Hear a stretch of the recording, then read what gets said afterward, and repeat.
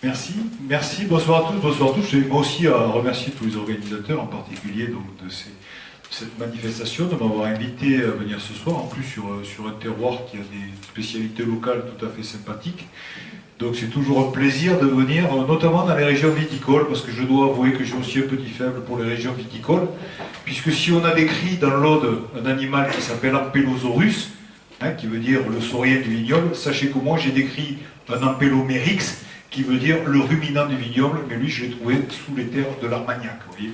Donc, mais les vignobles ont toujours des choses extrêmement intéressantes à réserver aux géologues et aux paléontologues, et d'ailleurs quand j'étais étudiant, on venait souvent dans cette région-là, ou dans les Corbières, faire nos études. Et ce qui me frappait, c'est que tous les jours, on faisait une coupe, et tous les jours, il y avait la coupe de la cave coopérative. Il n'y avait pas une journée où on ne passait pas par la cave coopérative pour déguster les produits du terroir sur lequel on travaillait. Ce qui fait que finalement, on finit par acquérir une culture gastronomique assez intéressante. Et c'est tout l'intérêt des professions naturalistes que d'être dehors, mais de savoir aussi apprécier les vertus du produit du dehors. Alors là, je vais vous amener dans une région où malheureusement, ce genre de produit n'existe pas. Il est même vivement déconseillé de s'y adonner. Mais je vais vous amener dans le désert égyptien, et en particulier dans le désert libyque. Désert libyque qui a livré depuis de nombreuses années, vous allez voir que les découvertes anciennes remontent il y a fort longtemps, mais où depuis quelques années maintenant, on a eu des découvertes tout à fait étonnantes et tout à fait surprenantes qui ont pu révolutionner notre manière de voir notamment la systématique. J'évoquais tout à l'heure les questions de systématique. Et voilà, on a de nouvelles découvertes qui ont été tout à fait intéressantes. Je vais vous amener un petit peu quand même. Voilà. Donc on va se rendre en fait dans le Sahara. Nous allons partir dans le désert libyque. Alors j'ai pas de pointeur, mais est-ce que vous avez un pointeur? C'est ça? Et j'appuie sur vous. C'est un pointeur à 80 boutons dessus, il ne faut pas se tromper. Hein. C'est lequel?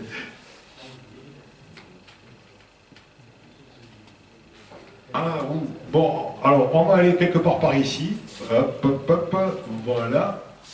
Et on va se rendre dans cette région que l'on appelle aujourd'hui le désert libyque. Oula, je voyais tête. Non, pressez une autre touche. Pressez une autre touche. Voilà. Bref. Le Sahara c'est grand, hein, vous le voyez, 8 millions de kilomètres carrés de désert. Là, pour mémoire, quand même, la surface de la France c'est 550 000 kilomètres carrés à peu près. Donc vous voyez, c'est quand même une surface extrêmement importante. Et ce qui est très intéressant pour les gens qui font de la géologie ou de la paléontologie dans ces régions-là, c'est que dans le désert, il n'y a pas d'herbe, il n'y a pas de végétation, ou il y en a très peu. Ce qui fait que du coup, la lecture des terrains est beaucoup plus aisée. Et c'est beaucoup plus facile pour nous de travailler parce qu'on n'est pas embêté par toutes ces trucs vertes qui poussent, qui empêchent le géologue de voir. D'ailleurs, je dis souvent à mes collègues botanistes, qui défendent bien sûr les espèces végétales avec vigueur, et ils ont raison, mais je leur dis, vous savez, finalement, la botanique, c'est juste les éléments, c'est le phare qui vient souligner la beauté de la géologie. Voilà. Parce que ce qui est important, c'est ce qui est dessous. Ce qui est important parce qu'on ne va pas trouver des châtaigniers sur n'importe quel sol, on ne va pas trouver des escargots sur n'importe quel terrain. Donc à la base de tout, c'est la géologie. Et où mieux faire de la géologie que dans le désert? Je ne sais pas, parce que là au moins, en tout cas pour les géologues, pour une fois, on y voit clair. Donc on va se rendre dans un pays qui a livré des petits restes que tout le monde connaît, mais bon finalement, quand je taquine mes amis archéologues, je leur dis l'archéologie c'est pas très difficile. Franchement c'est facile. Vous prenez, vous cherchez, vous trouvez le mur, vous suivez le mur jusqu'au bout, et arrivé au bout du mur, vous tournez soit à droite, soit à gauche, et vous trouvez un autre mur. Voilà. Et ça, c'est la partie archéologie. Alors, je caricature, bien sûr, hein, c'est toute une série de techniques. Bon, les pyramides, c'est peut-être ce qui symbolise le mieux aujourd'hui l'Égypte, en tout cas dans la mémoire populaire, hein, c'est les 7 merveilles du monde, donc les 3 grandes pyramides du Caire. Mais l'Égypte est surtout, pour les paléontologues connus, pour d'autres raisons, et en particulier pour les très importantes découvertes qui ont été faites, notamment en termes de vertébrés fossiles. Alors il y a des dinosaures aussi en Égypte, hein, mais on ne va pas parler des dinosaures aujourd'hui, on va parler de découvertes de mammifères. Alors pour ça, nous allons quitter le Caire et nous rendre dans une région qui est à peu près à 200 km au sud-ouest du Caire. Nous allons prendre donc la piste Et puis après, nous quitterons la piste et nous allons nous rendre dans le Wadi Hitan. Donc, je sais que certains parmi vous ont déjà fréquenté les déserts. Ben, quand on part en expédition pour faire de la recherche paléontologique dans ces zones-là, il ne faut pas avoir oublié les allumettes, il ne faut pas avoir oublié les provisions d'eau, il ne faut pas avoir oublié les provisions de carburant, il faut avoir anticipé sur les problèmes potentiels qu'on peut avoir en ayant des réserves de sécurité. Enfin, bref, c'est quand même toute une grosse logistique à mettre en œuvre, surtout quand on sait qu'on va devoir rester comme ça plusieurs semaines dans le désert à prospecter. Alors nous allons nous rendre ici, vous voyez, donc ici c'est le Caire, vous reconnaissez la vallée du Nil ici, voilà, et nous allons nous rendre dans cette région, qui est la région du Wadi Hitan. Lorsqu'on la voit d'un peu plus près, voilà que ce Wadi Hitan, et cette région-là est une région tout à fait extraordinaire pour les paléontologues. Elle est devenue tellement extraordinaire d'ailleurs qu'elle est maintenant classée au patrimoine mondial de l'UNESCO. Elle est classée au patrimoine mondial de l'UNESCO parce que les découvertes qui ont été faites sont tout à fait spectaculaires. On va y aller tranquillement dans cette région et on va donc franchir un certain nombre on va descendre, si vous voulez, un certain nombre de plateaux. On va descendre plusieurs plateaux progressivement. Et à chaque fois qu'on descend un plateau, on remonte un peu plus loin dans le temps. Et lorsqu'on descend de ces plateaux, ben voilà un petit peu les paysages. Donc, vous voyez, là on est sur un plateau, on descend, on a un petit plateau intermédiaire, puis on a encore un plateau en dessous, et progressivement, on descend vers le Wadi Hitan. Lorsqu'on circule dans ce désert, ben, bien sûr, on est frappé par le fait de l'absence quasi totale de végétation, il n'y a absolument rien. Donc du coup, vous voyez que pour un géologue, c'est bien, parce que la couche que vous avez là, vous pouvez la suivre sur des kilomètres et des kilomètres et des kilomètres. Et ça, c'est ce que les géologues aiment, parce que de suite, pour faire de la cartographie, c'est plus simple, et puis au moins, on voit ce que contiennent les couches lorsqu'on les approche. Et alors, on voit des faciès de ce type-là. Des faciès de ce type-là, qui sont des faciès que les géologues appellent des septra. Ce sont des faciès, si vous voulez, de flaques d'eau temporaires qui, au moment où il y a des précipitations, se font, et dans lesquelles les carbonates vont précipiter. Donc, on a des faciès comme ça, qui sont assez classiques de ces environnements désertiques. Et puis, plus surprenant, on tombe sur des choses comme ça. Et là, qu'est-ce que c'est? Ce sont des huîtres. On est en plein milieu du désert, et on se croirait à Marais-Noléron. On est sur un banc d'huîtres, vous voyez, un banc d'huîtres, et on voit bien l'extérieur du banc, les huîtres qui sont orientées, bref. On est sur un banc d'huîtres, on est quand même à, je ne sais pas, on doit être à peu près 450-500 km de la côte, et on a de très très grosses huîtres. Donc, ces huîtres sont des huîtres fossiles, bien sûr, et elles nous démontrent à l'évidence une chose, c'est qu'à l'époque où voilà, elles se sont déposées, incontestablement, cet endroit qui est aujourd'hui un désert, on était clairement sous l'eau, quelque chose entre 10 et 30 mètres d'eau au-dessus de nous. Donc on voit bien que la mer Méditerranée, aujourd'hui, ben, elle n'était pas là à cette époque-là. Donc déjà, on voit qu'on a affaire à des environnements qui sont des environnements clairement marins pour certains, puisqu'on va y retrouver des huîtres, mais on va également y retrouver un certain nombre de petits organismes, comme on en trouve d'ailleurs ici dans la région. On va retrouver ces petits organismes ronds, ici ça c'est le cache d'appareil photo qui vous donne à l'échelle, ces petits organismes ronds qui sont des numulites. Alors bien sûr il y a plusieurs espèces de numulites, là ce sont des numulites, les plus grosses font jusqu'à 2-3 cm de diamètre. Mais ces numulites, là encore, pareil, ce sont des organismes marins, ce sont des foraminifères marins qui vivent, ce sont des organismes unicellulaires qui vivent dans cette espèce de coquille, pour faire très très simple, mais qui sont là encore la preuve qu'à cette époque-là, on était donc dans un environnement marin. Nous arrivons enfin dans le Wadi Hitan, et la première fois que je suis arrivé, j'arrivais par le haut des plateaux, j'ai découvert ce paysage, j'ai cru que j'étais dans un film de John Wayne. Bien sûr, vous attendez à voir sortir les Apaches, les Indiens, les cow-boys, les chariots, tout ça, vous dites, on est en plein milieu d'un film. Ben non, vous voyez que c'est quand même un paysage, ça fait penser au Colorado, aux États-Unis, voilà. On est dans un environnement très très esthétiquement beau, et qui en plus, pour nous, géologues, est tout à fait intéressant. Alors je vais vous raconter l'anecdote, parce que je la trouve intéressante. Donc la première fois que je suis allé là-bas, c'était à l'époque, vous évoquiez tout à l'heure les émissions de télévision que j'ai eu le plaisir de faire dans les années 2000. Et je savais, pour avoir lu la littérature, que dans ce coin-là, en Égypte, on avait trouvé des baleines fossiles. Et donc j'avais pris des contacts avec l'Institut français du Caire, en disant, mais voilà, pour l'émission de télé, on voudrait venir en Égypte, on voudrait faire... Alors Alors quand vous travaillez pour la télé, il faut amortir le voyage, hein, parce que ça coûte cher de déplacer une équipe de télé. Donc j'avais présenté le projet au producteur qui m'a dit ok, si tu vas en Égypte, tu me ramènes au moins 2 sujets. Donc je dis ça c'est facile, je t'en fais un sur les momies animales, ça c'est facile. Les momies, en Égypte on devra en trouver, donc on n'a pas eu de mal. Et puis j'ai dit il y a un autre sujet qui serait intéressant à faire, c'est un sujet sur les baleines à pattes. Il m'a regardé comme ça, il me dit des baleines à pattes. J'ai dit oui, des baleines à pattes, il y a des baleines à pattes en Égypte et tout. Il me dit attends. Je dis, si, je t'assure, il y a des baleines à pattes en Égypte. Il me dit, écoute, si tu arrives à trouver, pourquoi pas. Donc je contacte l'Institut français du Caire, et là je tombe sur un professeur de sciences naturelles, Yves Faucampré, puis je lui explique, il me dit, oh mais je sais où elles sont les baleines. Moi j'y vais régulièrement, là, avec quelques amis, on fait du 4x4 dans le désert, on y va régulièrement. D'ailleurs, j'y suis allé à Noël, on a passé le Noël à côté des baleines à pattes.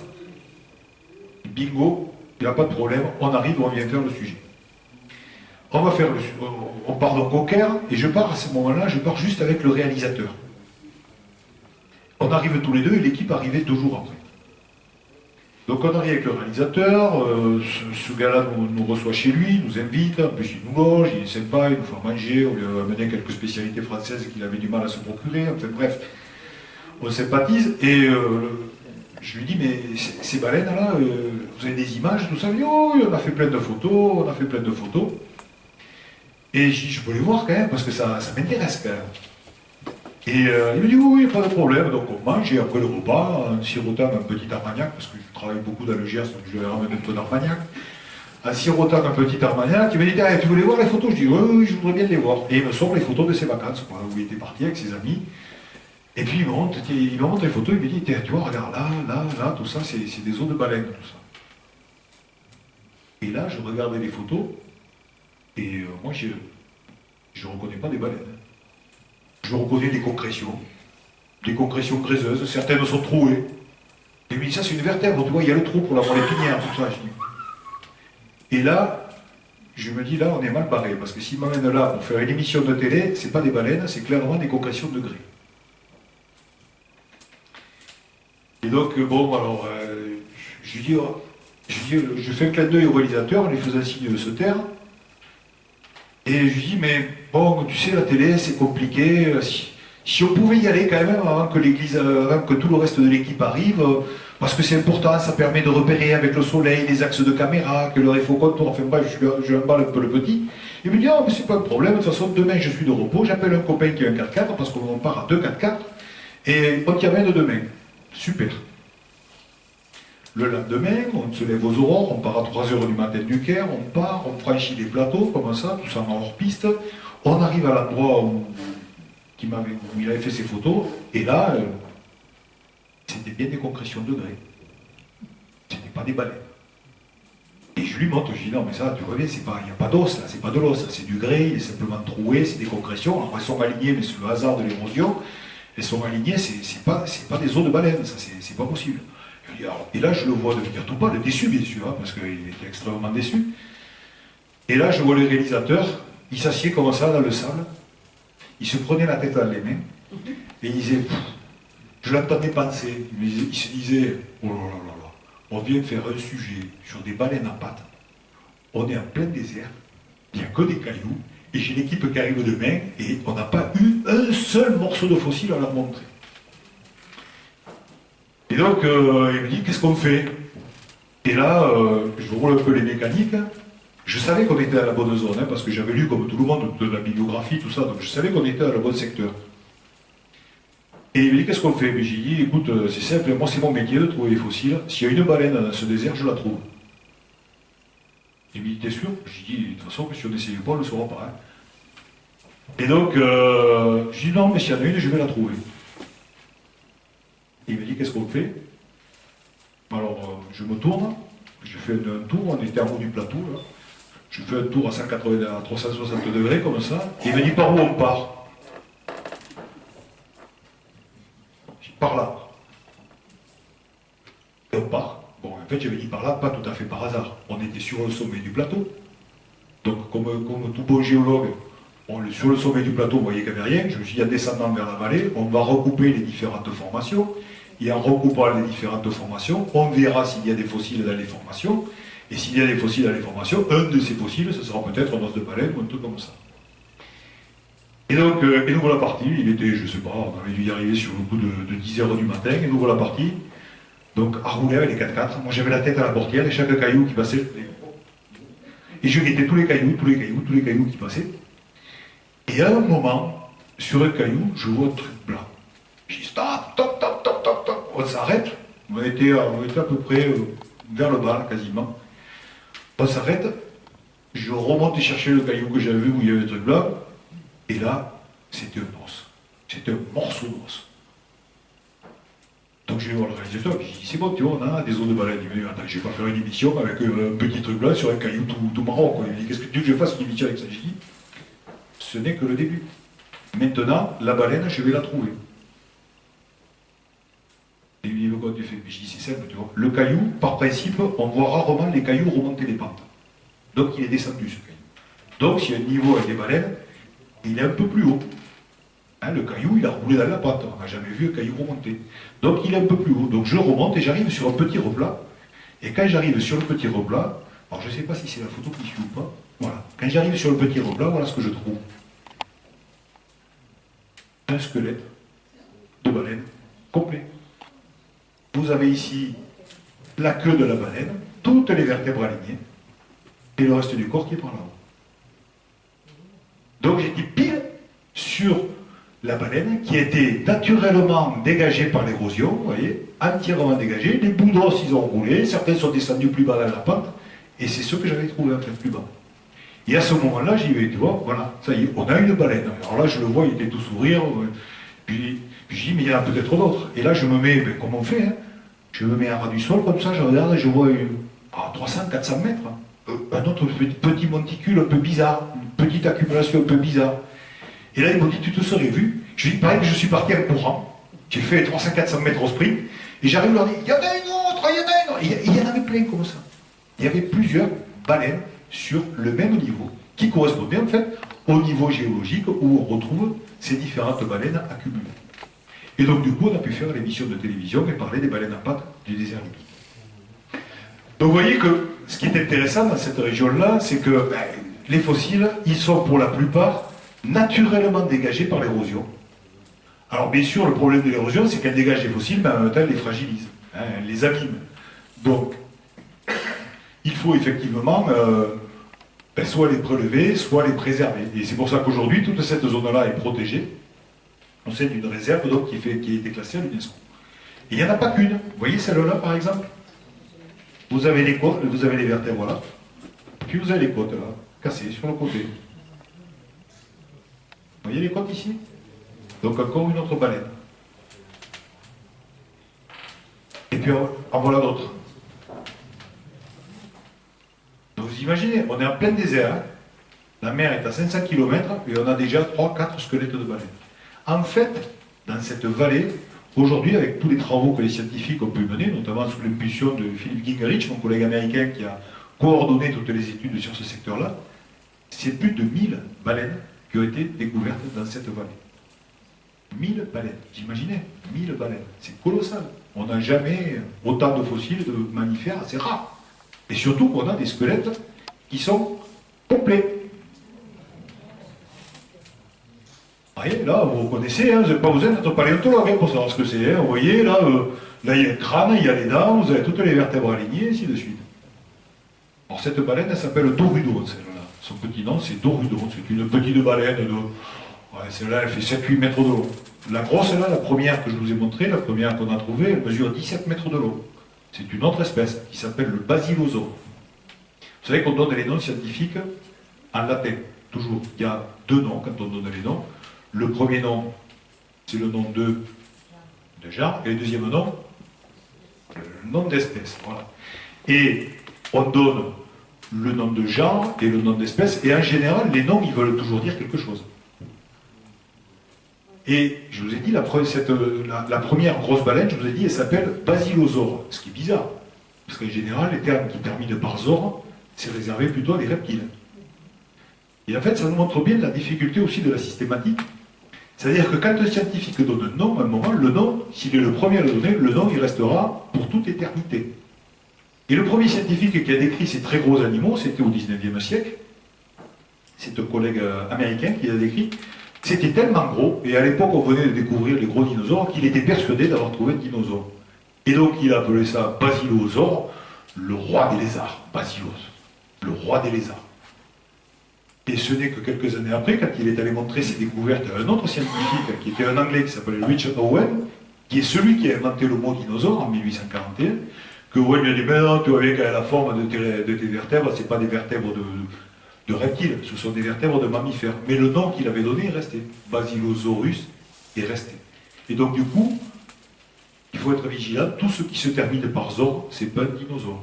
On peut avoir des ores qui sont des mammifères, puis après il y a les ores qui volent, les ptérosaures, il y a les ores qui marchent, ça c'est les dinosaures, puis après il y a tous les autres ores qui nagent. Les plésiosaures, mosasaures, ichthyosaures, voilà. Tout ça c'est des ores qui nagent. Donc il faut faire attention quand ça termine en zore. Hein. Voilà. Et c'est pas toujours, ni même des reptiles. Et donc il a été décrit donc, au fil des ans plusieurs espèces de baleines fossiles, dont celle-ci donc, qui est un petit dorudon. Mais je vous disais que les noms ils veulent toujours dire quelque chose. Les noms scientifiques, on a des règles. On a un code international de systématique, de nomenclature, qui nous donne les règles, qui édicte un certain nombre de règles dans la manière dont on doit nommer les espèces. On doit les nommer en latin, et on doit expliquer pourquoi on donne ce nom-là, et pas tel autre. Quelles sont les racines et autres. Je vais vous raconter une anecdote que les paléontologues connaissent. Les ammonites, vous connaissez les ammonites ici, hein, pas loin. Hein. Les ammonites, il y en a une qui est très célèbre, très très célèbre. Elle s'appelle Douvileiceras mammillatum. Tous les gens qui ont fait de la géologie connaissent Douvileiceras mammillatum. C'est une ammonite qui fait une 21 cm de diamètre à peu près et qui a des petits mamelons sur la coquille. D'où son nom, Douvileiceras. Douvilei, c'était un grand spécialiste des ammonites au 19e siècle et donc on lui a dédié cette ammonite à sa mémoire. Et Ceras, c'est en général la désinence qu'on utilisait à cette époque-là pour caractériser les ammonites. Donc l'ammonite de M. Douvilei et mammillatum parce qu'elle avait des petits mamelons sur la coquille. Ça, c'est la version qui a été publiée par celui qui a décrit cette espèce-là, qui s'appelait M. de Grossouvre, qui a donc dédié ça à son maître, M. Douvilei. Ça, c'est la version officielle. La version officieuse, celle que connaissent les paléontologues, c'est pas tout à fait la même. M. de Grossouvre, qui a donc décrit l'ammonite, était l'amant de Madame Douvilei. Et Ceras, en latin, en grec, ça veut dire quoi? La corde. Rhinocéros, la corde sur le nez. Mais Ceras, c'est pareil. Donc c'est les cornes de M. Douvilei. D'accord? Et mammillatum, c'est une allusion à l'anatomie plantureuse de l'épouse volage. Donc vous voyez que parfois, sous des noms très compliqués, se cachent des réalités beaucoup plus triviales. Hein? Et ça, c'est de notoriété publique, et tous les paléontologues connaissent cette histoire-là. Donc maintenant, vous pourrez frimer en disant, mais attendez, moi j'ai fait paléontologie, on m'a expliqué que Douvileiceras mammillatum, il faut le placer dans une conversation quand même, mais on y arrive. On y arrive, la preuve, vous voyez, j'y suis arrivé ce soir. Hein? Mais voilà, donc il y a plein d'histoires comme ça. Moi je connais, j'ai un collègue de Montpellier qui a dédié une toute petite espèce de rongeur à son 4x4. Donc il a créé un animal qu'il a appelé Megachrysetodo Landroveri. Parce qu'il était parti, il l'avait trouvé dans un endroit perdu du désert où était un Land Rover. Il était tellement content de ne pas être tombé en panne qu'il a dédié ça. Et on fait des concours aussi entre nous. En tant que paléontologue, on fait des concours. Celui qui trouvera le nom le plus long. Hein, qui aura le nom le plus long. Et pour l'instant, c'est les Français qui ont le record du monde. Ce sont des collègues du Muséum de Paris. Ils ont décrit un petit marsupial en Bolivie, dans l'Éocène de Bolivie. Et ils l'ont appelé Robert Obsteteria National Geographica. Record du monde. Le nom le plus long de la littérature scientifique a été créé par des Français pour l'instant. Alors il l'appelait Robert Hofsteteria parce que Robert Hofstetter, c'est un grand paléontologue français qui a fait toute sa carrière en Amérique du Sud. Et National Geographica, c'est parce que c'est le magazine National Geographic qui avait financé l'expédition. Mais grâce à ça, ils ont le record du monde. Robert, souvenez-vous, et j'ai été après, Robert Hofsteteria National Geographic. Bref, revenons à nos baleines, j'allais dire nos moutons, mais non, revenons plutôt à nos baleines. Quoique baleines et moutons, vous verrez tout à l'heure qu'on n'est pas si loin que ça l'un de l'autre. Donc vous le voyez, des conditions tout à fait exceptionnelles, avec des fossiles tout à fait exceptionnels qui affleurent dans cette région. Vous avez là une vue rapprochée du crâne du premier basilosaure, le tout premier que je vous ai montré. Vous avez ici le crâne, donc vous avez le museau qui est là, Chaque trou que vous voyez, c'est un trou pour une dent. Vous avez ici le cache de l'appareil photo qui vous donne l'échelle. Voilà, chaque trou c'est pour une dent, et puis vous avez ici les arcades zygomatiques et l'arrière-crâne qui est là. Et en dessous ici, vous avez la mandibule, avec, vous le voyez, ses dents pointues et coniques. Les voilà les mêmes d'un peu plus près, vous voyez, des dents qui sont assez grosses, qui font plusieurs centimètres de haut, plusieurs centimètres de large, pointues, coniques. Et puis vous avez ici les vertèbres de la queue, parfaitement alignées de la dernière vertèbre, et en remontant comme ça, on suit progressivement tout le squelette. C'est exceptionnel ça. Hein. Quand on fait de la fouille en paléontologie, trouver un squelette complet, moi dans ma carrière, ça peut peut-être arriver, allez, 5-6 fois. Surtout en connexion parfaite, comme ça. J'ai trouvé un lion des cavernes comme ça dans une grotte dans le Quercy. J'ai trouvé ces baleines-là. J'en ai trouvé un truc comme ça qui ressemblait à ça en Afrique du Sud, mais c'est à peu près tout, quoi. C'est rarissime d'avoir une si belle connexion avec les os qui sont à touche-touche. Après, on a ce qu'on appelle des connexions lâches, c'est-à-dire les os ils sont un peu éparpillés, mais sur une surface réduite. Donc on est dans une connexion lâche. Là, c'est la connexion parfaite. C'est rarissime de trouver ça. Et là, il y en a plein. Il y en a plein qui sont en connexion parfaite. Alors celui qui a décrit le premier, le basilosaure, il s'appelle Richard Hallam. Vous voyez, il est mort en 1843, c'est-à-dire 2 ans après qu'on ait inventé le mot dinosaure. Après que Owen ait inventé le mot dinosaure. C'était donc un paléontologue américain, puisqu'effectivement, on a affaire à des baleines. Les baleines, ça vit dans les océans. Les océans, ça couvre à peu près les 3/4 de la surface du globe, et ça se balade à travers les océans. Et donc, il a retrouvé des restes de ce basilosaure. Il les a retrouvés dans le sud de l'Amérique du Nord. Et voilà, à partir de ces découvertes, la reconstitution qui avait pu être faite, donc vous le voyez, de ce basilosaure, un animal avec, vous voyez, un très grand nombre de vertèbres, 78 vertèbres. Vous reconnaissez ici le museau et la gueule avec les dents pointues. Notez au passage ici la position des évents, ce qui permet à l'animal de respirer. Vous savez que, et puis on verra comment ça évolue au cours du temps. Et puis voilà, donc la reconstitution qui avait été faite, et jusque dans les années 2000 à peu près, voilà la reconstitution que l'on faisait du fameux basilosaure. Dans les années 2000, Phil Gingrich, mon collègue de l'American Museum, se dit, bon allez, il s'intéresse beaucoup aux cétacés fossiles, et il se dit, bon, il y a eu c'était signalé dans la littérature au 19e siècle qu'il avait été trouvé des choses dans ce coin-là de l'Égypte, du désert libyque et autres. Et il s'est dit, bon allez, on va y aller, et c'est là qu'il a trouvé en fait toute cette quantité phénoménale de baleines. Et il a donc lancé plusieurs expéditions de longue durée. Et voilà, progressivement, donc le chantier de fouille. Alors, vous voyez que là, le chantier de fouille, c'est dur. Je vous assure, c'est vraiment dur, parce qu'il fait vraiment chaud. Vous êtes en plein désert, il n'y a pas une once d'ombre. Et je vous garantis que les journées sont longues. Les journées sont vraiment très longues, surtout que par endroits, c'est quand même un petit peu dur. Voilà. Donc voilà le campement de base.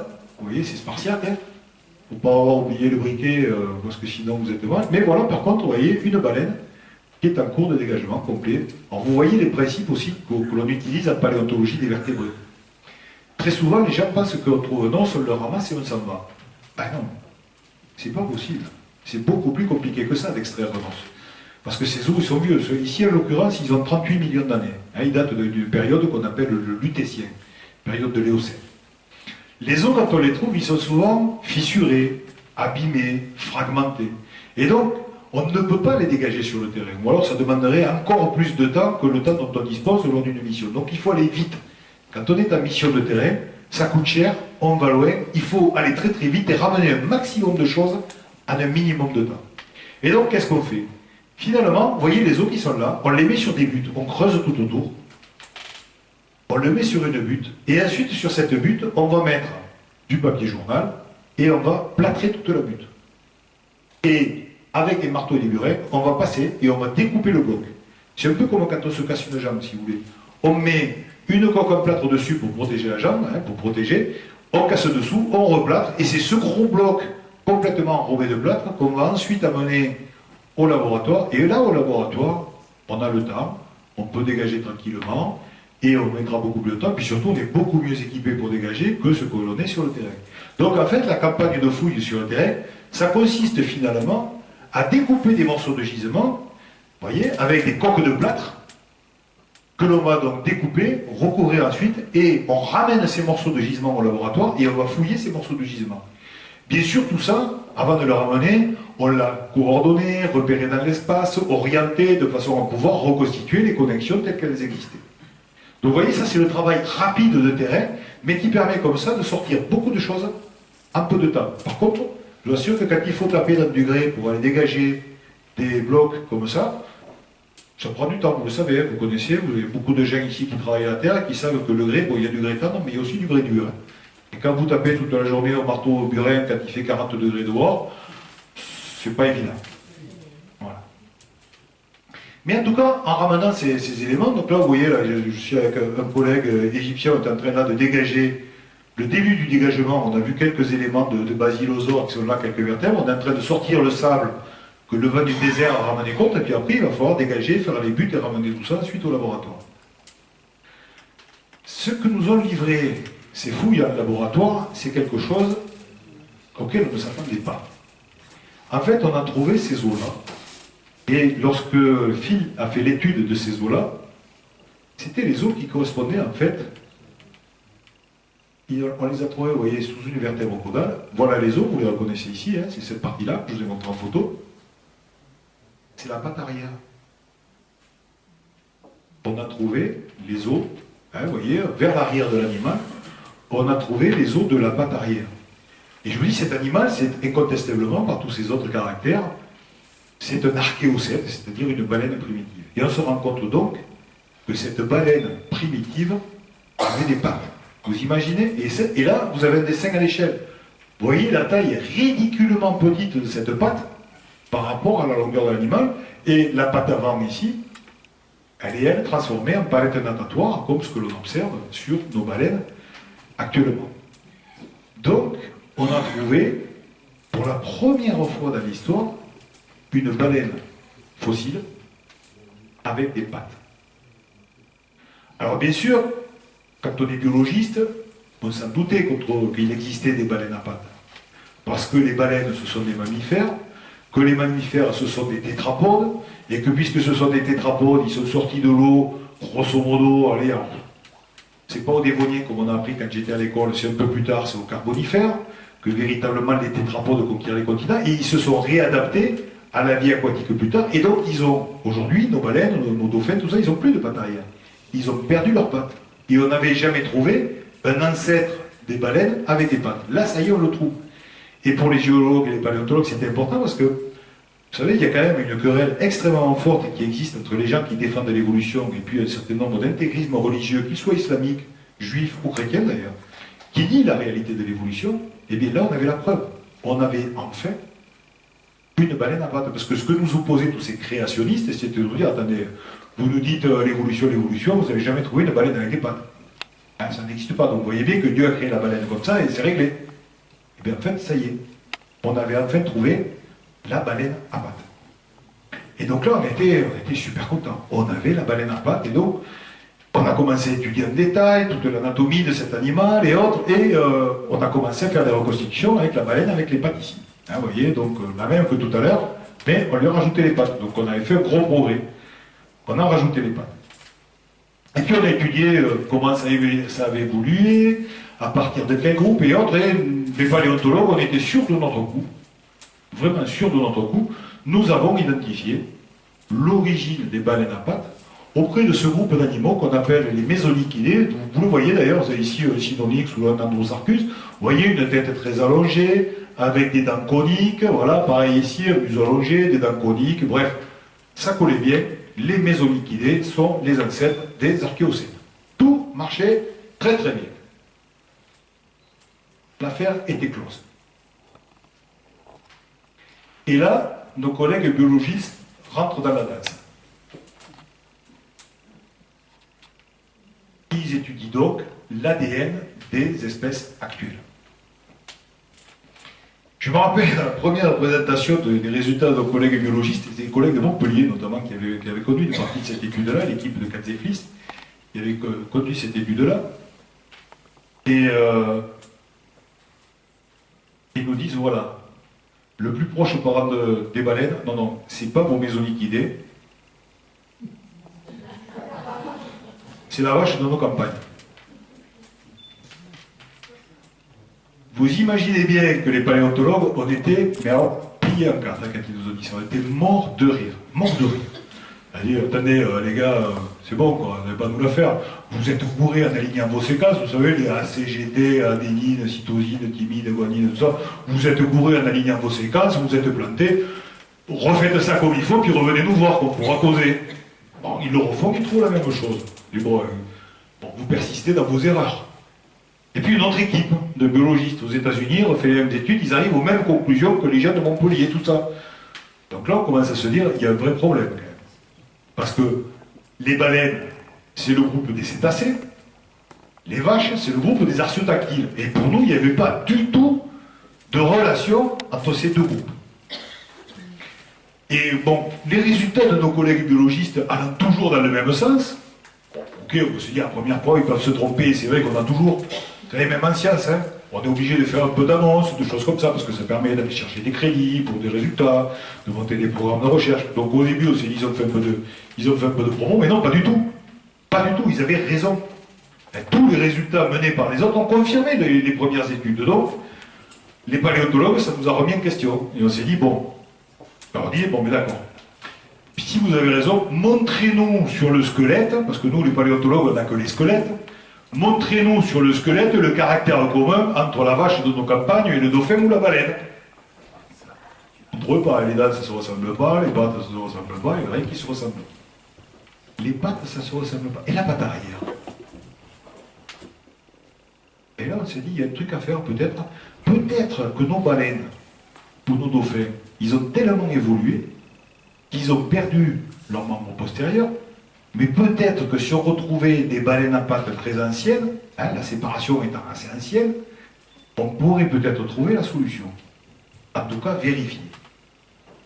Et donc, du coup, on s'est mis à la chasse à la baleine. Alors, pas comme les Japonais, on n'a pas pris des gros bateaux pour aller tuer les baleines, mais on s'est mis à la chasse à la baleine avec nos marteaux et nos burins, et on s'est mis à sillonner le globe pour essayer de trouver des baleines très anciennes. Encore plus anciennes que celles-ci, qui ont 38 millions d'années. Et c'est comme ça que je suis parti au Pakistan, avec des collègues de Montpellier d'ailleurs, avec Jean Welcome, et puis un collègue du Muséum national, Léonard Gainsbourg, et on est parti travailler au Pakistan. Parce qu'on savait qu'au Pakistan, il y avait des terrains marins anciens, un peu plus anciens que ceux qu'on trouvait en Égypte. Et dans ces terrains marins anciens du Pakistan, on a trouvé des restes de baleines. Donc, on avait bien la preuve qu'il y avait des baleines dans ces mers du Pakistan, et tous ces restes de baleines ont là encore été étudiés par nos collègues américains. Et ils ont décrit des espèces, comme celle-ci, Rhodocetus balochistanensis. Rhodocetus, ça veut dire la baleine rouge, hein, parce que les os sont relativement rouges, parce qu'on les a trouvés dans des degrés un peu ferrugineux, donc ils sont un peu rougés. Et balochistanensis, le Balochistan, c'est une des régions du Pakistan, hein, c'est en plein cœur du Pakistan. C'est une région où aujourd'hui il est plus possible d'aller travailler. Là, on y a travaillé dans les années 95, aujourd'hui c'est plus possible d'aller travailler dans cette région. Et donc ils ont décrit Rhodocetus balochistanensis, et puis ils ont décrit une autre, Arciocetus clavis. Et là, par chance, on a trouvé les pattes arrière mieux développées, encore plus grandes que celles que l'on avait sur notre basilosaure. Et voilà la morphologie de ces pattes postérieures de baleine. Vous avez ici celle de Rhodocetus balochistanensis, donc cette baleine fossile, et vous avez là celle d'une autre baleine fossile, Arciocetus clavis. Et au milieu, je vous ai mis la morphologie de la patte arrière de l'antilope, c'est-à-dire de bovidé américain, hein, la chèvre des Rocheuses. La zone que vous voyez là, cet os-là, c'est l'astragale. C'est l'os qui, chez nous, forme le talon. D'accord? L'os que vous avez ici au milieu, pardon, c'est le calcanéum, excusez-moi, c'est l'os qui forme le talon. L'os qui est là au milieu, c'est l'astragale. Voilà, puis en dessous, vous avez le naviculaire, le cuboïde, enfin bref. Regardez ces astragales. Voyez l'astragale de l'antilope, enfin du bovidé américain. Vous voyez, avec cette double poulie, ça fait penser aux osselets avec lesquels on trouvait quand on était gamin. C'est la même chose qu'un osselet de mouton. Ça se ressemble. C'est-à-dire, ça se caractérise par ce que l'on appelle une double articulation, une double poulie. Ici, les arculés viennent s'articuler le tibia et le péroné sur le côté, et puis en dessous, il y a l'articulation avec le cubo-naviculaire. Eh bien, regardez l'astragale des baleines fossiles. On a une première poulie ici, où on a l'articulation avec le tibia et le péroné, et une deuxième bouille ici, où on retrouve l'articulation avec le naviculaire et le cuboïde. On a la même structure d'astragale. Et ça, cette forme en double poulie de l'astragale, on ne la connaît que dans le groupe auquel appartiennent les vaches de nos campagnes, c'est-à-dire le groupe des artiodactyles dans lequel on va retrouver les vaches, les moutons, les cochons, les lamas, les chameaux, voilà, tout ce groupe-là. C'est le groupe qu'on appelle les artiodactyles. Chez les artiodactyles, pour faire un simple, il y a deux grands groupes d'herbivores dans la nature actuelle. Pour faire très très simple, vous avez les artiodactyles et les périssodactyles. Les périssodactyles, ce sont les rhinocéros, les chevaux et les tapirs. Chez eux, l'axe du poids du corps, il passe sur le doigt numéro 3, c'est-à-dire sur ce qui correspond à notre index. Et donc tout le poids de leur corps repose sur l'index, si vous voulez. Chez les autres, les périssodactyles, l'axe du poids du corps, il passe entre les doigts 3 et 4, c'est-à-dire sur deux doigts. Et c'est ce qui fait la différence entre ces deux groupes. Donc là, on est chez les artiodactyles, axe du poids du corps, entre les doigts 3 et 4. C'est pour ça que quand vous mangez du mouton, ou quand vous mangez, si vous regardez le cheval, lui, il a un doigt numéro 3 très très allongé, c'est son adaptation à la course. Et si vous regardez sur le mouton, les doigts 3 et 4, ils sont soudés. Hein, pareil chez la vache, c'est soudé. Ça forme souvent ce qu'on appelle l'os canon, d'ailleurs. Donc voilà, c'est assez facile à faire quand on connaît un peu l'anatomie, on voit très très vite artiodactyle, périssodactyle, c'est réglé en un millième de seconde. Bref, en tout cas, nos baleines fossiles ont la même structure au niveau de la patte arrière que les artiodactyles. Ça veut donc dire qu'effectivement, les baleines et les vaches de nos campagnes appartiennent au même groupe. Elles sont apparentées. Et donc, ça veut dire aussi que nos collègues généticiens avaient raison.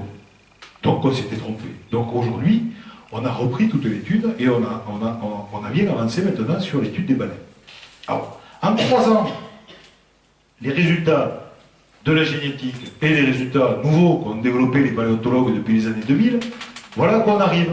Les baleines sont les cousines, si vous voulez, de nos hippopotames. Baleines et hippopotames sont étroitement apparentés, et cet ensemble-là, eh c'est le groupe qui est ce qu'on appelle le groupe frère, c'est-à-dire les cousins germains, pour faire simple, du groupe dans lequel on retrouve la vache de nos campagnes, le cerf, voilà, les girafes, les antilopes, et ainsi de suite. Donc en fait, les baleines sont les cousines de nos vaches. Donc nos collègues généticiens avaient raison. D'ailleurs, aujourd'hui, on ne parle plus de cétacés, on ne parle plus d'artiodactyles, on a regroupé tout ça en un seul grand groupe que l'on appelle les cétartiodactyles, parce que voilà, on a regroupé les deux dans un même ensemble. Donc ça a complètement révolutionné notre manière de voir la systématique, parce que ça, on était loin de le soupçonner dans les années 90-95, quand les premiers résultats sont sortis. Et donc voilà où on en est maintenant. Donc aujourd'hui, on est en train, en fait, de chercher l'origine des baleines et des hippopotames dans un groupe particulier d'animaux dont on connaît des fossiles dans notre région, des fossiles comme Microbionodon et autres, c'est-à-dire dans le groupe des anthracotères. Et c'est dans ce groupe-là qu'aujourd'hui, on est en train de chercher. Et dans la région ici, on peut trouver des fossiles d'anthracotères. Il y a des petits anthracotères qui ont été décrits par-ci par-là dans le bassin de Carcassonne. Donc il y a potentiellement là des résultats à exploiter extrêmement intéressants en termes de compréhension de l'évolution des espèces. Donc on cherche aujourd'hui les petits anthracotères qui nous permettraient d'affiner ces résultats-là. En tout cas, c'est dans ce groupe-là qu'aujourd'hui on cherche l'origine des baleines. Alors on va continuer. Donc nos collègues américains ont continué à travailler beaucoup au Pakistan et ils ont fini par retrouver la plus ancienne baleine connue. C'est une baleine. Hein? Elle s'appelle Pachycetus, ça veut dire le cétacé du Pakistan. Alors, vous voyez, quand vous le voyez comme ça, c'est pas possible, un truc pareil, une baleine classique. Quand on étudie l'anatomie, quand on étudie l'anatomie de son oreille interne, l'anatomie de ses dents, et bref, on voit bien qu'on est effectivement dans ce qui va donner naissance par la suite à la baleine bleue et au dauphin. Alors, vous voyez, c'est un animal qui est pas très gros, il fait la taille de tout petit bout. Même pas la taille d'un berger allemand, hein, vous voyez, donc un petit animal finalement, avec une truffe au bout du museau, et puis bon, surtout au niveau de son oreille interne, déjà des caractéristiques, des colocations et autres, assez caractéristiques de ce qu'on retrouve chez les baleines. Donc voilà la plus ancienne baleine connue, un animal strictement quadrupède, hein, qui vit sur la terre ferme. mais qui probablement, à la manière de la loutre, aujourd'hui, va fréquemment dans l'eau.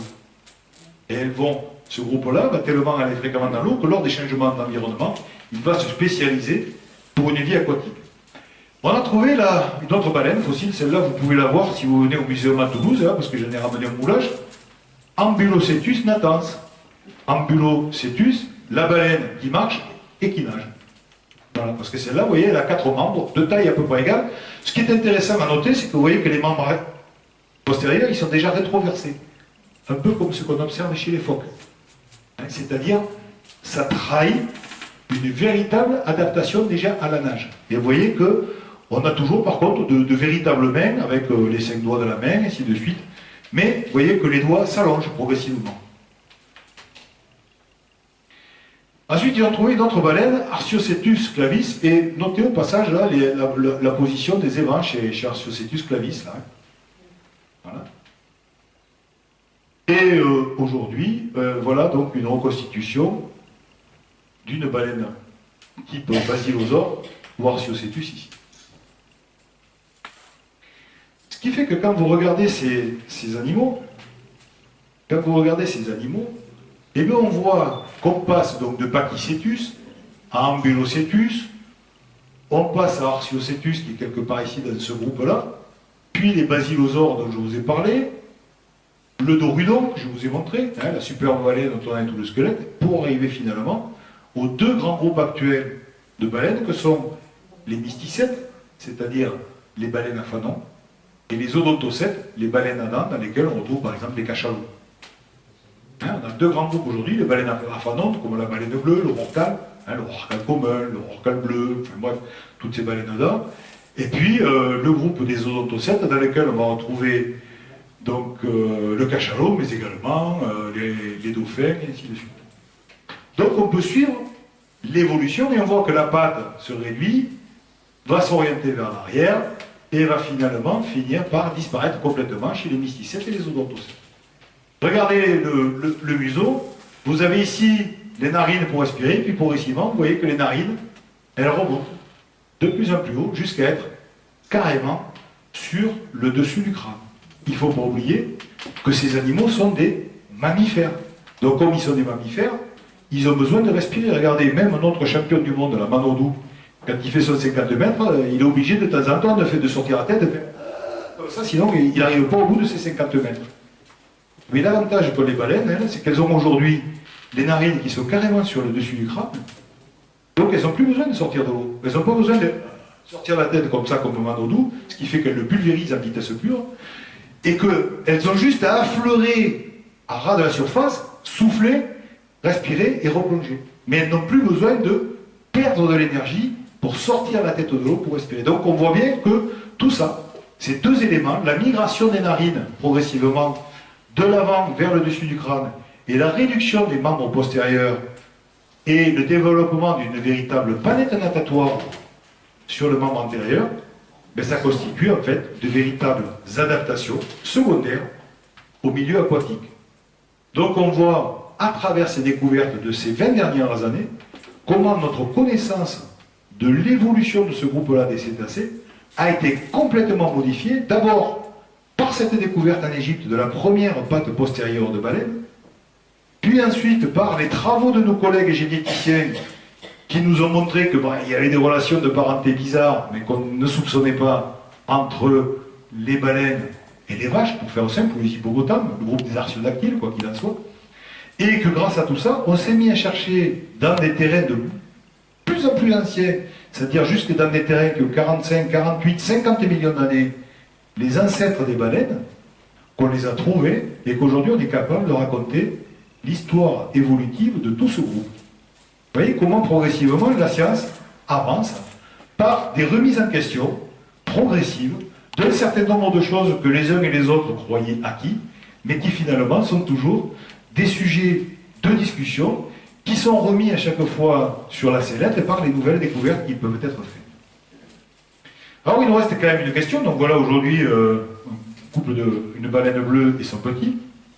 Il nous reste quand même une question, pourquoi il y a autant de baleines, parce que ça aussi on s'est posé la question, pourquoi il y a autant de baleines dans ce coin perdu du désert libyque, quelque part dans ce Wadi Ita. Et donc là, le travail qui a été fait, c'est un travail de géologie pure. Et on a trouvé, quand on fait de la géologie, on a trouvé ces choses-là ici. Vous voyez, ces espèces de grands tubes là. Ce sont des tubes, ce sont des concrétions qui se forment autour des racines d'arbres, et en particulier autour de racines de palétuviers. Les palétuviers, ce sont des arbres caractéristiques des mangroves. Voilà. Et donc, qu'est-ce qu'on a fait? On a cherché partout dans ce désert-là, donc on a serpenté quelques kilomètres carrés à pied, je vous assure, on a cherché partout où on trouvait ces faciès de mangroves. Et on a cartographié la mangrove. Et quand on a cartographié la mangrove, voilà ce que ça donne. On a fait une cartographie, voilà où on trouvait les squelettes de baleines, et voilà ici où on a pu identifier une des bordures, l'autre bordure ici, et là on avait la limite de la mangrove. D'accord? Donc la mangrove, elle est juste au bord de la zone continentale la mieux marquée, et on est en fait, là, on sait qu'on est dans une mangrove. Donc ça veut dire qu'ici, on est dans une sorte de baie interne de la mer de l'époque, en bordure de laquelle, à certains endroits, s'est développée une mangrove. Donc on est dans une baie, une mer très peu profonde. Hein. La mangrove, c'est pas profond, la mangrove. Et donc, qui était soumise au battement des marées. Et où, donc, ici, on avait une zone de palétuvier. Donc on est au fond, véritablement, d'une baie qui rentrait à l'intérieur des terres de l'époque. Et là, on voit bien, là, on est vraiment sur des terrains qui, eux, sont continentaux, ne sont pas du tout marins. Donc on voit bien que c'est très, très caractéristique. Donc on est au fond d'une baie. Et qui dit une baie, qui raconte une mer chaude, nous dit, ben voilà, on a compris ce qui s'est passé. Parce qu'on a aussi cartographié les squelettes et les espèces qu'on trouvait. Et on trouve essentiellement les basilosaures dans la zone où il y a le plus d'eau, et les dorudons dans la zone où il y a le moins d'eau, dans la mangrove. Le schéma, il est assez facile à comprendre.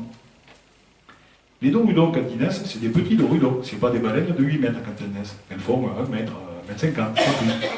Un basilosaure, ça mesure 17 mètres. Donc en clair, qu'est-ce qui se passe? Les basilosaures, ils sont à l'extérieur. Ils guettent les petits de dorudons. Les femelles dorudons vont faire naître les petits dans cette zone protégée qu'est la mangrove. Et dès que le petit sort de la mangrove, derrière, il y a les basilosaures qui les attendent. Et c'est pour ça qu'on a une accumulation extraordinaire. On est en fait dans ce qui était une nurserie de dorudons à l'époque. Et on a pu aussi cartographier tout ça. Donc à travers toutes les formations, donc on a fait là, de la géologie pure, vous voyez, donc on a suivi les terrains. Et vous voyez qu'on retrouve à chaque fois le continent, cette zone, donc la mangrove en bordure, une zone de lagon, plus ou moins, dans lequel donc, on venait... les petites baleines venaient se reproduire, et puis on peut suivre ça, et on voit qu'à travers les époques géologiques, et on a ici la période la plus ancienne, et là la période la plus récente, on voit que ces faciès progressivement migrent vers le nord-nord-ouest, c'est-à-dire en fait que l'Afrique grandit, si vous le voulez, vers le nord-nord-ouest, et en fait ça nous montre quoi ça? Ça nous montre la fermeture progressive de la mer Méditerranée à partir de ces périodes de l'Éocène. Donc ce bras de mer du Fayoum nous a permis, de trouver 1000 squelettes de baleines, de tomber sur une nurserie de baleines, de nous poser des questions nouvelles sur l'évolution des baleines, et notamment la question des pattes chez les baleines, qui nous ont conduit au Pakistan, sur la base des travaux de nos collègues biologistes. Au Pakistan, on a pu trouver des baleines très anciennes, montrer que nos collègues biologistes avaient raison, et on a pu reconstituer aussi, à travers tout le travail qui a été mené, la manière dont l'Afrique s'est progressivement, cette mer-là s'est progressivement comblée, et ce qu'elle continue à faire d'ailleurs aujourd'hui, en remontant davantage vers le nord. Et donc voilà, aujourd'hui, les reconstitutions que l'on peut faire. Vous voyez, aujourd'hui, le Fayoum, c'était la zone où je vous ai amené, mais vous avez l'Afrique d'aujourd'hui qui est là, on est quelque part par là, on est tout à fait en bordure de la mer de cette époque, et tout ça aujourd'hui, ça s'est complètement recouvert par les sédiments, et c'est dans ces sédiments, dans une partie de ces sédiments notamment, qu'aujourd'hui, on a les ressources pétrolières qui sont exploitées dans tout le nord de l'Amérique du Nord. De l'Afrique du Nord, pardon, je dis Amérique. L'Afrique du Nord. Voilà, écoutez, j'espère que sur cette vue des dunes qui montent à l'assaut du Gif El Kébir, vous aurez apprécié cette balade au pays des baleines à pattes. Et je suis à votre disposition pour essayer de répondre à vos questions si j'y arrive.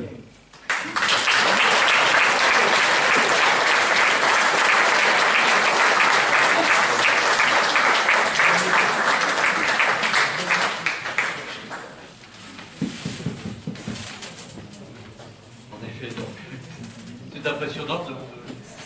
C'est comme un petit bout de ficelle qu'on tire et derrière il y a toute une pelote qui vient. Ben, la recherche c'est ça, c'est partir d'éléments que l'on a, essayer de bâtir à travers ça une problématique et de la dérouler, et puis de tirer le plus loin possible pour essayer de comprendre et de résoudre une partie des questions qu'on se pose. De toute façon, chaque nouvelle découverte, de manière générale, nous oblige à re-questionner ce qui était pas avant. Moi, si ça rentre dans le schéma, il n'y a pas de souci, on se pose plus de questions, on le met dans le schéma puis c'est réglé.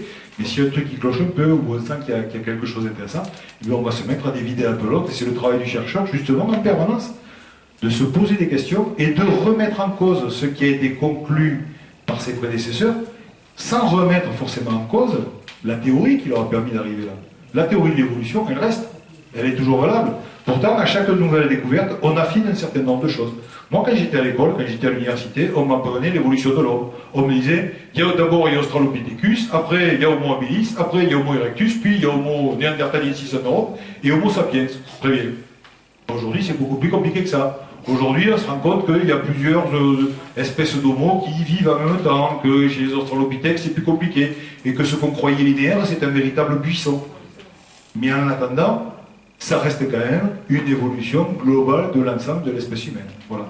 Donc la théorie reste bonne, c'est simplement que les conclusions que l'on a à un moment donné, parce qu'on a peu de documents, reste fragmentaire et que tout le travail de découverte que l'on effectue après, soit ça vient prendre sa place dans le schéma, soit ça permet de complexifier le schéma, parce que l'évolution c'est un mécanisme long, lent, complexe, avec des essais, des erreurs, des choses qui s'arrêtent, d'autres qui repartent, et ainsi de suite.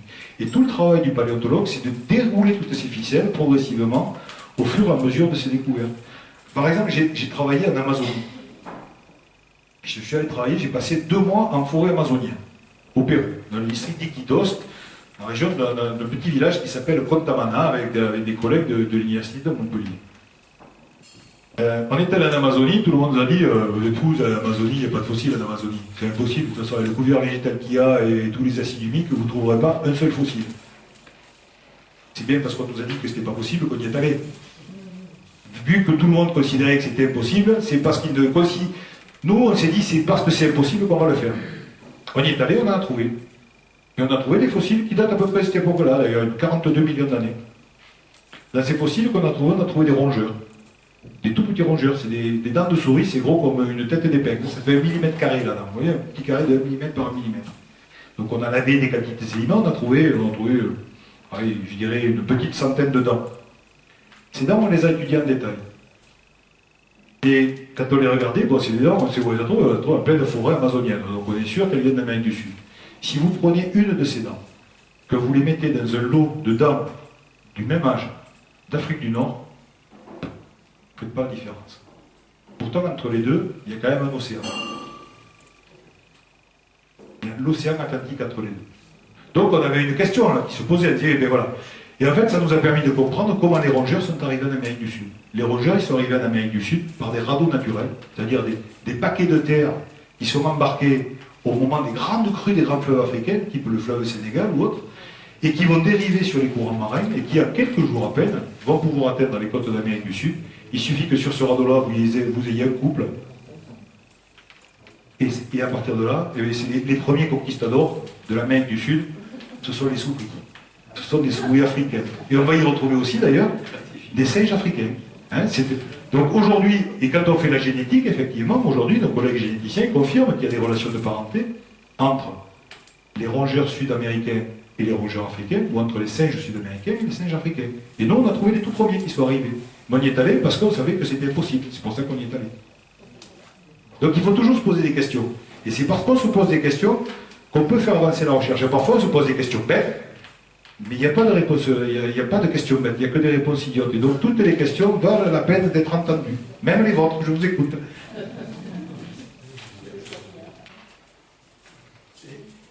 sauriens qu'on trouve dans le Nil? Alors, aujourd'hui, le crocodile qu'on trouve dans le Nil, on trouve aussi des crocodiles fossiles, hein, bien sûr, dans ces terrains-là. Bon, là, on est dans un autre groupe, complètement. On est dans le groupe des archosauriens, hein, puisqu'aujourd'hui, dans le même groupe archosaurien, on a les crocodiles et les oiseaux, et les dinosaures, voilà. Donc, on est dans un autre groupe zoologique complètement différent, mais les crocodiles d'aujourd'hui sont, pour ça, des cousins éloignés, si vous voulez, des crocodiles de cette époque-là. Mais c'est pareil, le monde des crocodiles est un monde extrêmement diversifié. On a des crocodiles terrestres, on a des crocodiles marins aussi. Celui qu'on trouve dans le Nil est un crocodile dit terrestre. Mais on a aussi des crocodiles marins qui sont connus notamment sur les côtes de l'Indonésie, en bordure de l'Australie aussi. Donc voilà, il y a une grande diversité aussi dans le monde des sauriens, dans le monde des crocodiles.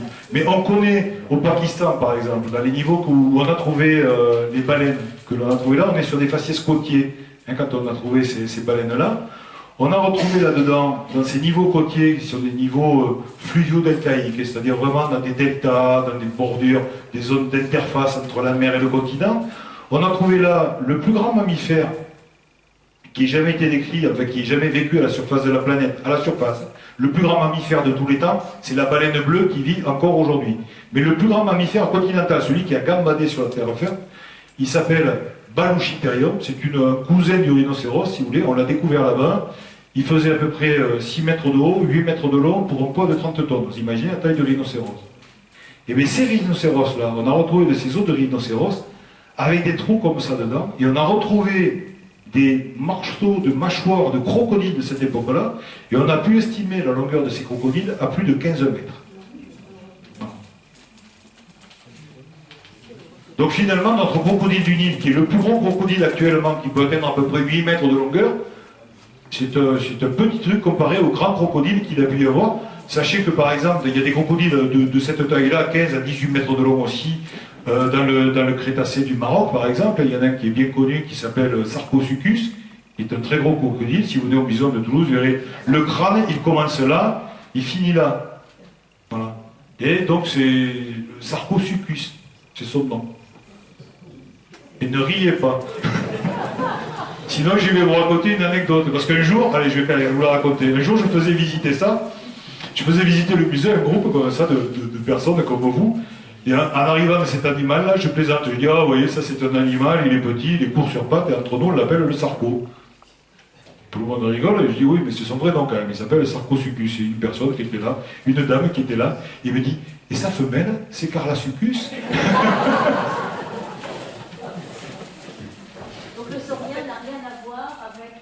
Le saurien n'a absolument rien à voir avec les baleines. Ce sont deux groupes complètement différents, séparés donc, du point de vue de l'histoire évolutive depuis plus de 200 millions d'années au moment où on trouve ces baleines-là. Et c'est pas un mammifère?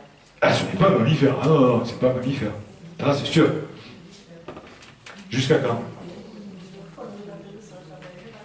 Eh bien oui.